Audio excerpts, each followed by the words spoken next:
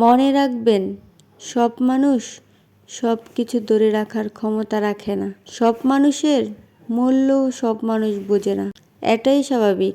তার মানে এই নয় যে আপনি মূল্যহীন। মানুষ যখন অল্প কষ্ট পায় তখন সে কাঁদে, কিন্তু যখন অনেক বেশি কষ্ট পায় তখন সে আর কাঁদে না।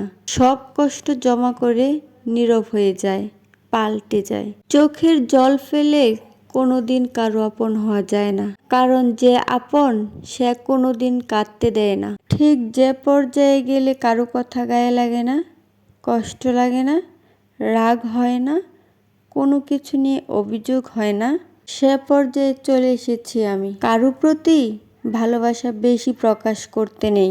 বেশি প্রকাশ করলে গুরুত্ব কমে যায়। তখন সে ইচ্ছে করে কারণে অকারণে আপনাকে ইগনোর করবে, কষ্ট দিবে, কারণ সে জানে আপনি তার প্রতি খুব বাজেভাবে আসক্ত।